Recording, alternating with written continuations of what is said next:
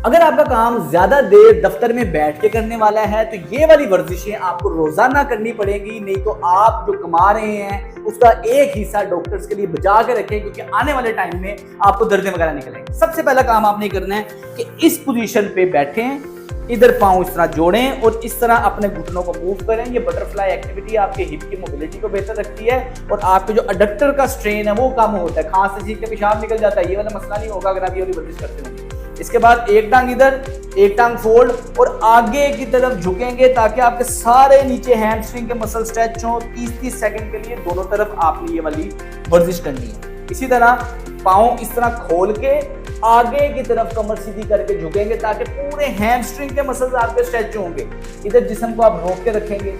इसके बाद टांग को इस तरह टांग में फोल्ड कर लेना है, कोहनी इधर रखनी है और पीछे की तरफ ऐसे बेंड होने की कोशिश करनी है ताकि सारा दिन बैठ के जो आपकी स्पाइन में ट्विस्ट आया है वो बेहतरी की तरफ रहे और आपकी स्पाइन एक्टिव और फ्लेक्सिबल हो।